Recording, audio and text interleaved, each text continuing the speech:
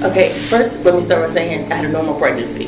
He was normal weight, 7 pounds, like 12 ounces, pretty big baby. Everything was fine. Actually, she was born a little jaundiced, but other than that, healthy baby, normal.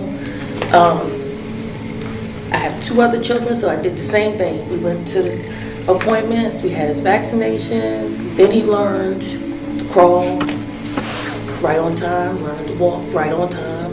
Okay, so Jonathan was our first child, and everything was new, but the pregnancy was completely normal. The delivery was very normal. He hit all of his milestones, and I want to say I noticed something that was off around 9 months old.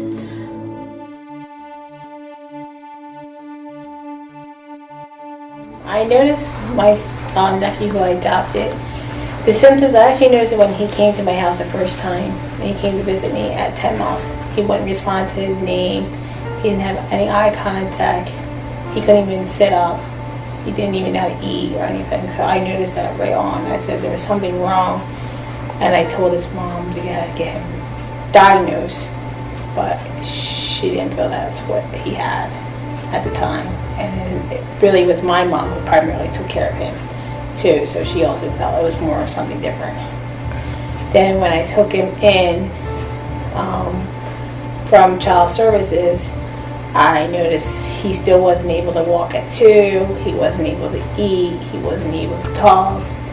I just noticed he had no eye contact, couldn't respond to his name, he was flapping his hands, doing a lot of stemming movements, and it was very aggressive. And I knew at that time I was right. I was like, no, he has autism. He has all the signs of autism. Then he started to talk. Mommy, Daddy, we played together. He used to love to hug. Okay, then somewhere around, let's say 18 months, 2 years old, we started to notice he wasn't looking at us anymore. He stopped talking. He just more standoffish. Like he wouldn't let us touch him. First of all, that stopped altogether. He stopped talking. So in order to get our attention, pointing at things, and we were just like, you know what is this? Like what's going on? So we did try to potty train him, but that just went out the window. That was farther from our problem. Our first problem was, why did our son stop talking? Why is he playing by himself, like instead of with his sisters? Why is it's just like 2 totally different children from the time he was about, let's say 18 months to the time he was actually 2 years old. Around 9 months, Jonathan, as I mentioned, hit milestones, and there are little things here and there. I noticed he was talking less, and I have videos of him talking. And around 9 months, he just stopped entirely. He wouldn't say mama, nothing. He still gave beautiful eye contact, a happy little guy, engaged, fed nicely. So I went and had him evaluated in Arizona, where we were living at. They put it as at risk at first, and then we went back, and I went back, and they said he was low functioning autism at the age of 3. I went to Phoenix Hospital, and at first they kind of were hesitant to give me a referral because they were more thinking it was developmental delays because of what he was going through, and they also thought it was because he wasn't all the things that he's going through. But I advocated, I knew some of the laws, and I looked them up, and I was a special needs teacher, and I just said, no, there's something going on with him. And then I had a doctor that listened to me, and she gave me a referral to the child development pediatrician that was in Phoenix, and we went there, and we got evaluated he had the evaluation for 2 hours, which is awfully long for most kids, and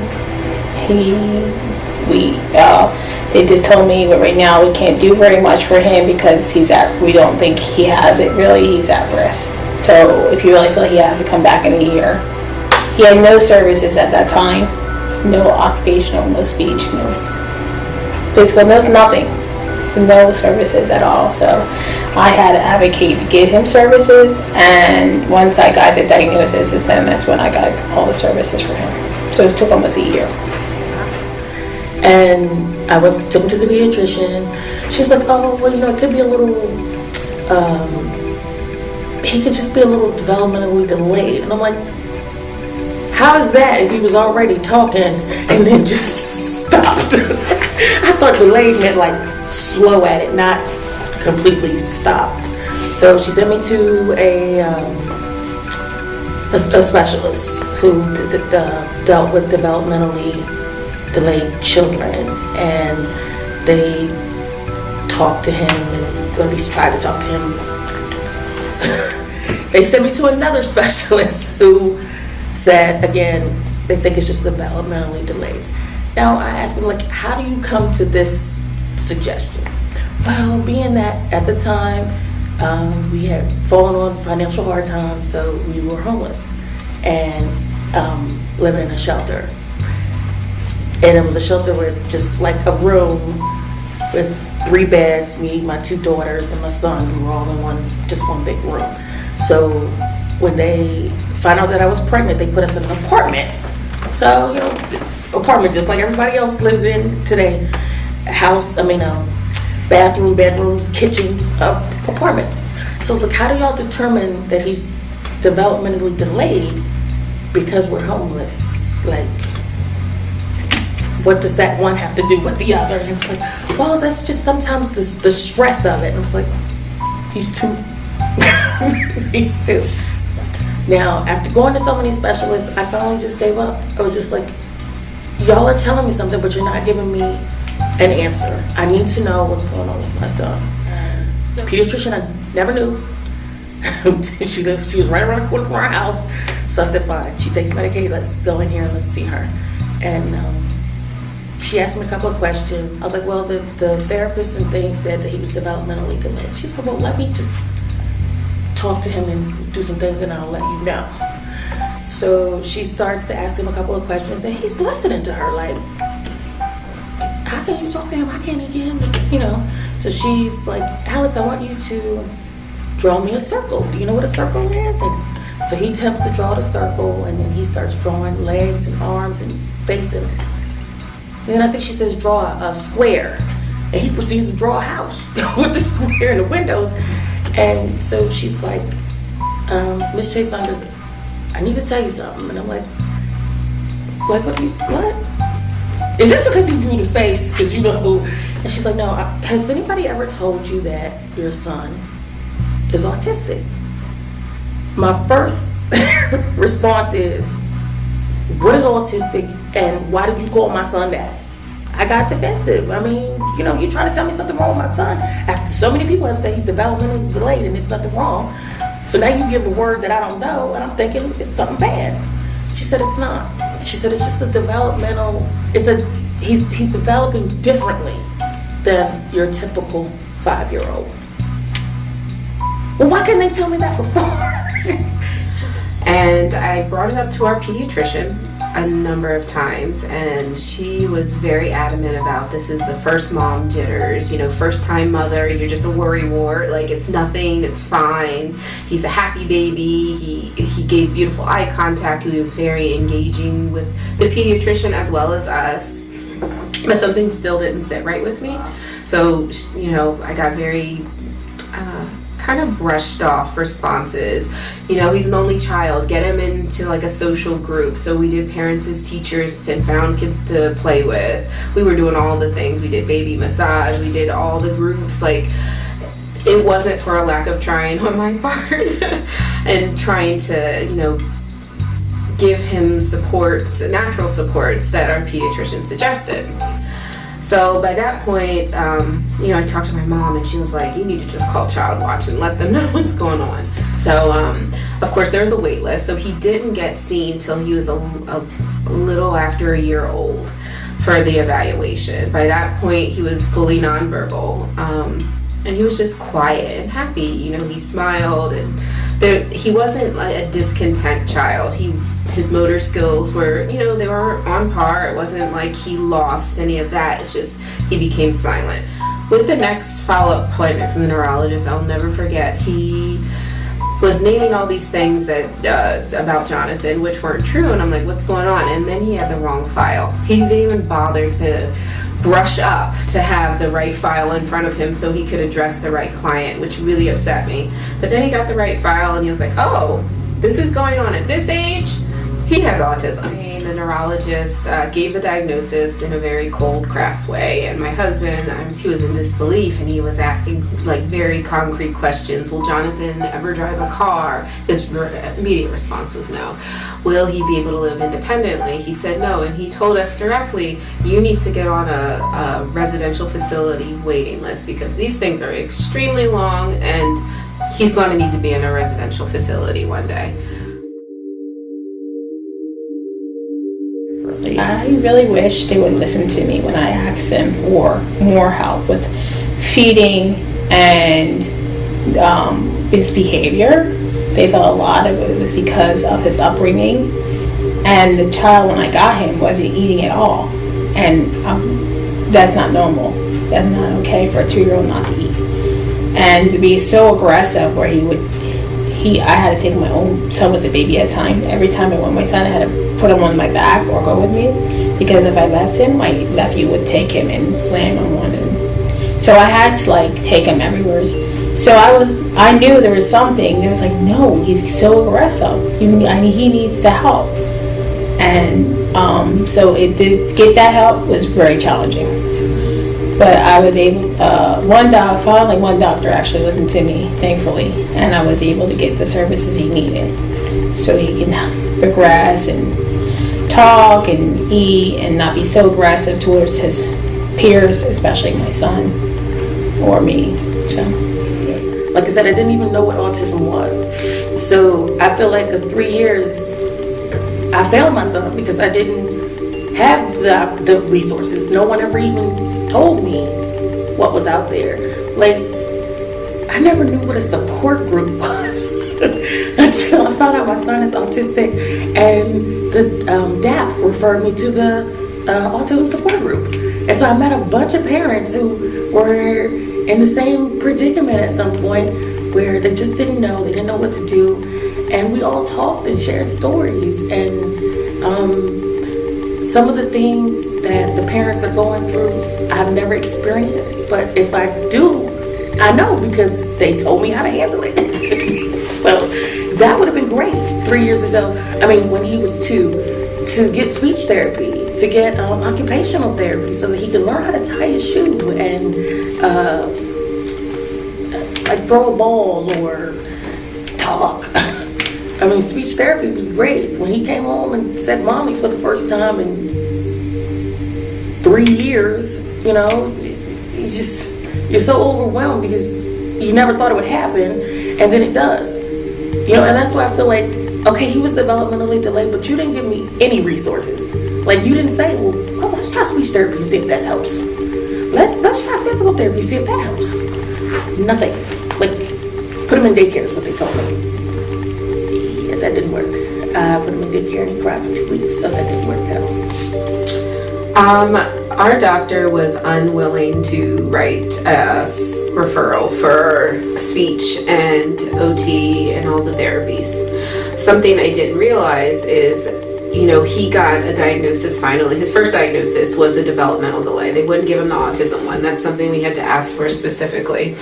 Like a direct ask, can you test for autism? Do you think it's autism? Because a developmental delay, you have to fight tooth and nail to get any of the therapies and do medical necessities, and it's just all these hoops with doctors and professionals who are unwilling to look at your son in that light in the first place, you know, begging them like, he needs this. Well, you know, with time, some kids just mature slower. We heard that a lot.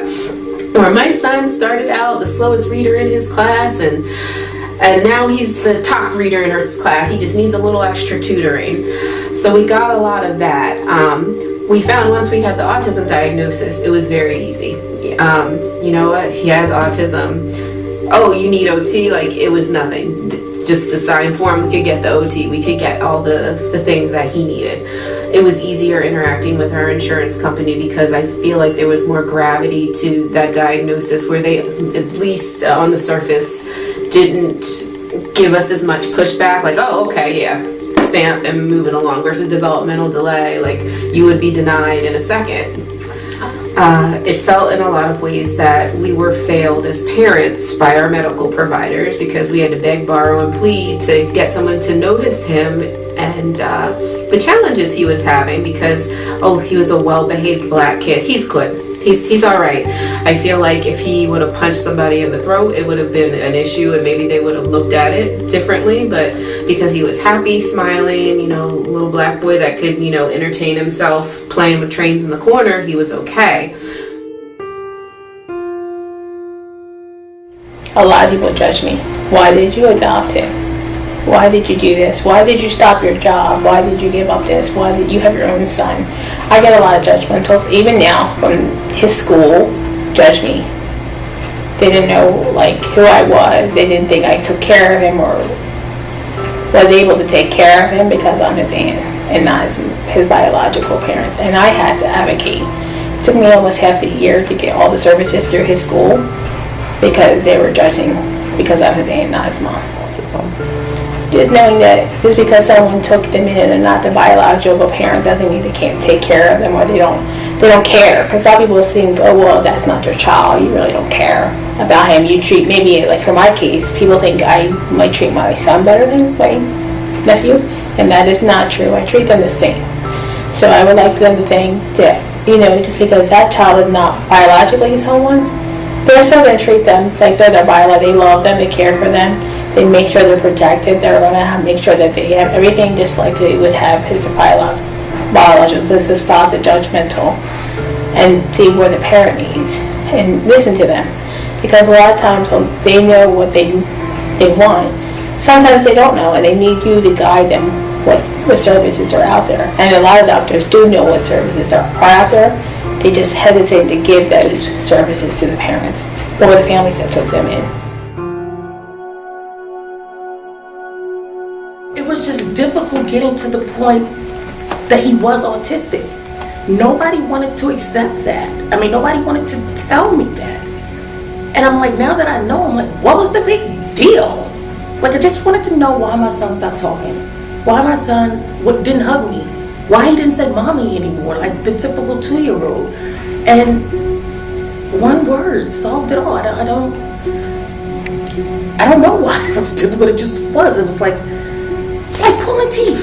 Like, all you had to do was tell me at 2 years old that my son was autistic. I would have got him every help, every psychologist, anything that he needed, I would have gotten it.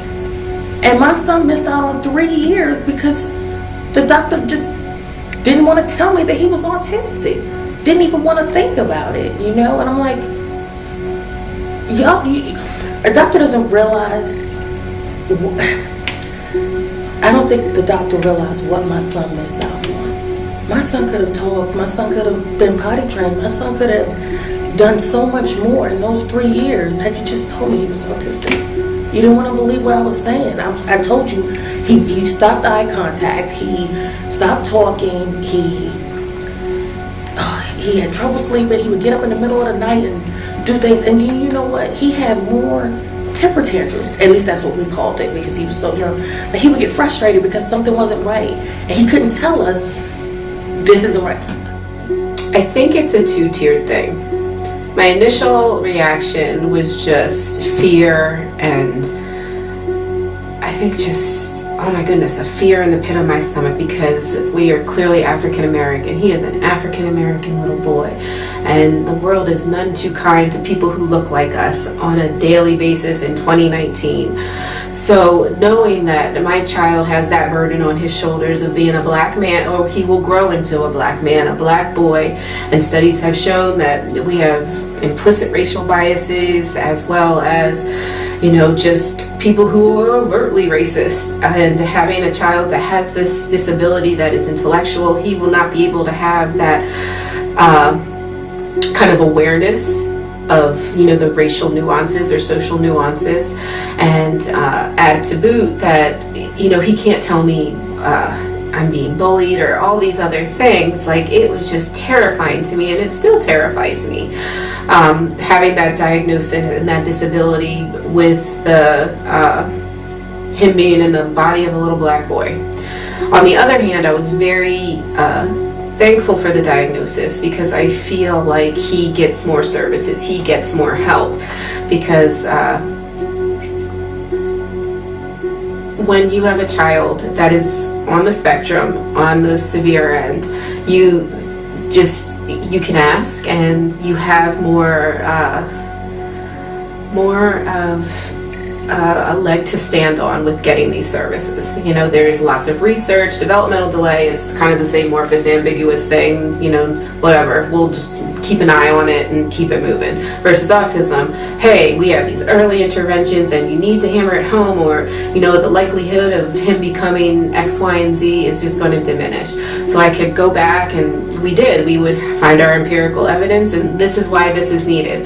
And it's easier to talk the language of these professionals and doctors when you have this research saying, look, and it's less of an argument. So I like that diagnosis in that way. It made it easier to get him the things that he needed.